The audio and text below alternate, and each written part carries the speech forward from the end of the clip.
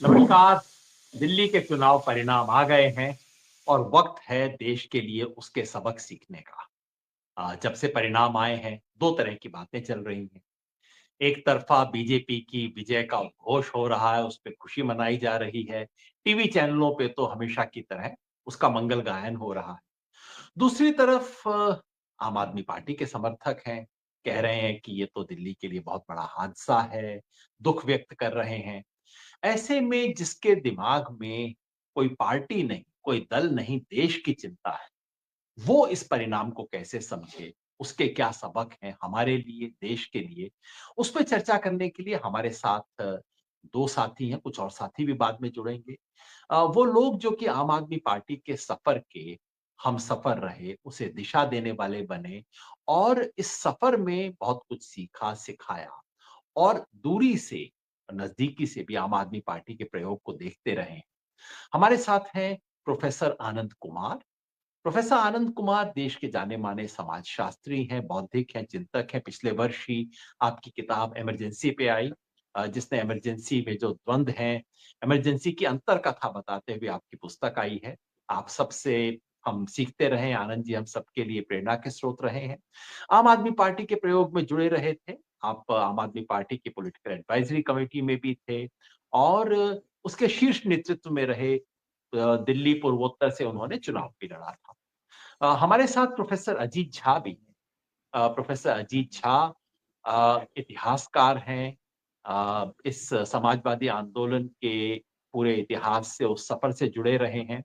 हाल ही में दिल्ली विश्वविद्यालय से रिटायर हुए हैं। आप भी आम आदमी पार्टी की राष्ट्रीय कार्यकारिणी के सदस्य रहे और उस पूरे अनुभव को आपने देखा है। लेकिन आपको केवल उस नाते से नहीं बुला रहा, इस नाते से भी कि आप दोनों देश की राजनीति पर एक नज़र रखते हैं। तो मैं शुरुआत ये कर रहा था कि आज सुबह से हमने 2 तरह के रिएक्शन देखे हैं दिल्ली चुनाव के परिणाम पे।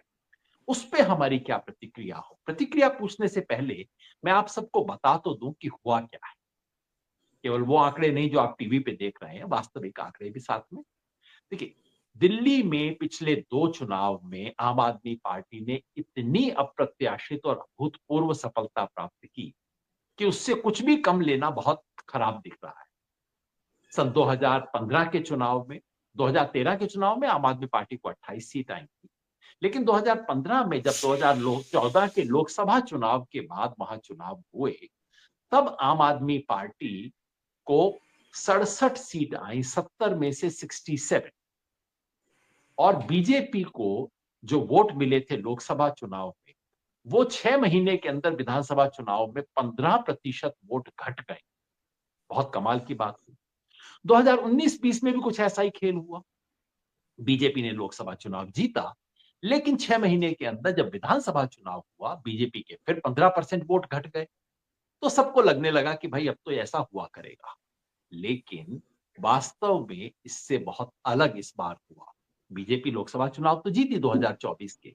बीजेपी को आए कोई 54% वोट लोकसभा चुनाव में। लेकिन विधानसभा चुनाव में बीजेपी के वोट 15% नहीं गिरे, केवल 7% गिरे। 47% के करीब उनके वोट आए और उधर आम आदमी पार्टी का वोट घट के 43% हो गया। और उसके कारण देश में जो बदलाव आया, दिल्ली के अंदर जो बदलाव आया, वो हम उसकी वजह से देख सकते हैं। अ, जो 15% वोट गिरने के बजाय केवल 7% वोट गिरे, आम आदमी पार्टी को 43%। फासला आम आदमी पार्टी और भारतीय जनता पार्टी और उसके सहयोगियों के बीच में केवल 3.5% का है। लोग 2.5% बताएंगे, 2.5 नहीं है क्योंकि उसके अंदर आम आदमी बीजेपी के 2 सहयोगी थे, उसको जोड़ लिया है। केवल 3.5% का फासला है, लेकिन सीटों में बहुत बड़ा फासला हो गया है। इस बात को ध्यान में रखेंगे इस परिणाम का विश्लेषण करते समय। तो अब बिना समय दिए मैं सबसे पहले आनंद जी के पास और उसके बाद अजीत जी के पास जाऊंगा। आपकी पहली प्रतिक्रिया क्या है? क्योंकि सुबह से हम एक तरफ तो बीजेपी का गुणगान देख रहे हैं, दूसरी तरफ आम आदमी पार्टी के लिए दुख व्यक्त करते हुए लोगों को देख रहे हैं और आपने एक संदेशा भेजा व्हाट्सएप पे आनंद जी कि ना ये हंसने की बात है ना रोने की बात है। उसकी थोड़ा व्याख्या कर दीजिए आप।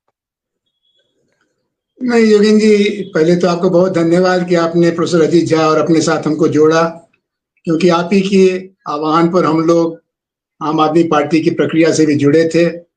और उसके बाद फिर हम लोगों ने जो अनुभव पाया, मुझे याद है कि हम और अजीत झा जी एक साथ वोट कर रहे थे और वो जिद कर रहे थे श्री अरविंद केजरीवाल उनके मित्र कि अगर योगेंद्र यादव और प्रशांत भूषण को राष्ट्रीय कार्यकारिणी से नहीं हटाया गया तो हम अपनी एक अलग पार्टी बना लेंगे या हम संगठन से अलग हो जाएंगे।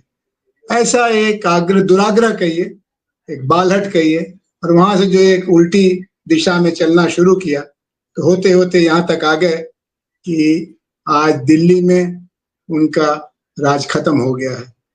लेकिन उनका राज खत्म हुआ तो किसका राज शुरू हुआ? तो हम जिसको कहें कि आगे कुआं पीछे खाई की स्थिति में थे।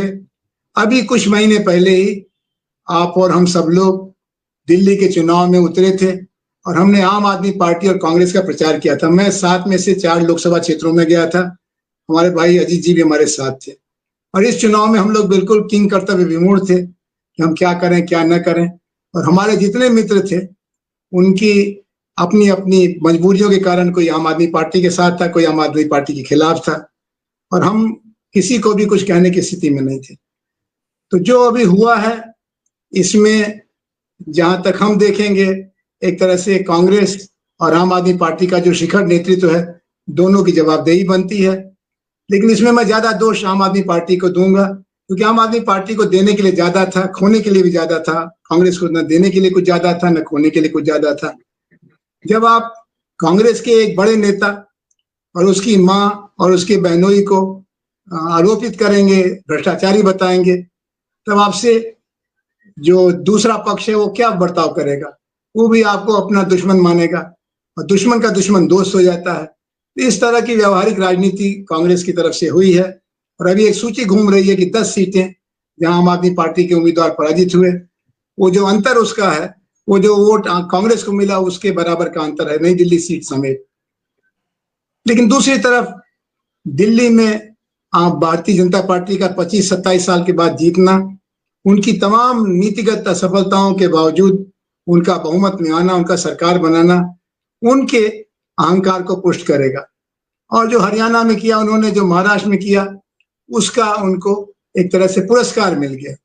आपने बहुत अच्छी बात बताई कि वोट का फासला कुल 3% का है। भारतीय जनता पार्टी को बहुत खुश होने की जरूरत नहीं है। आखिरी बात मैं ये कहूंगा कि इस समय जो मतदाता है वो दोनों बातें चाहता है। एक तरफ तो जो सरकार की तरफ से यानी आम आदमी पार्टी के 10 साल के राज में गरीबों के लिए पानी, बिजली, पढ़ाई और दवाई का इंतजाम हुआ, उसमें बाधा मत डालना। और इन्होंने वादा किया है भारतीय जनता पार्टी ने जो कल्याणकारी कार्य थे उसको नहीं रोकेंगे। दूसरी तरफ ये भी दिल्ली की सरकार को संदेश दिया है कि अगर लेफ्टिनेंट गवर्नर ही हमारे भाग्य विधाता हैं और लेफ्टिनेंट गवर्नर दिल्ली सरकार, केंद्रीय सरकार के निधन अधीन है, तो जिस पार्टी का केंद्रीय सरकार प्रशासन है उसी पार्टी को हम दिल्ली की भी चाबी सौंपते हैं। अब दिल्ली की हवा ठीक करो, दिल्ली का पानी ठीक करो, दिल्ली का कूड़ा ठीक करो, दिल्ली का यातायात ठीक करो और दिल्ली का माहौल ठीक करो। तो भारतीय जनता पार्टी के ऊपर बड़ी जिम्मेदारी है। वो उत्सव मना लें, उनको हक है, चुनाव जीते हैं, चुनाव जीतने पर तो उत्सव मनाने का बनता ही है। लेकिन उनकी जो जिम्मेदारियां उसको भी ध्यान में रखें क्योंकि दिल्ली में जो जो वो नहीं कर पाएंगे उसका पूरे देश में चर्चा होगा। अभी गुजरात मॉडल की कोई चर्चा नहीं करता, लेकिन गुजरात मॉडल तो ठीक है, पीछे की कहानी हो गई। दिल्ली में जो आपने वादे किए हैं वो नहीं करिएगा तो बिहार में सूद सहित जनता आपसे हिसाब करेगी। शुक्रिया आनंद जी। मैं इस बात को अलग अलग टुकड़ों में लेके बाद में आऊंगा, क्या कारण रहे और ये जो कांग्रेस और आम आदमी पार्टी में गठबंधन ना होने का कारक कितना महत्वपूर्ण रहा, क्या हुआ, इस पे जरूर आऊंगा। और जो आपने आगे की तस्वीर दिखाई कि आगे बिहार में क्या होगा और पंजाब में क्या होगा, आम आदमी पार्टी का भविष्य क्या होगा।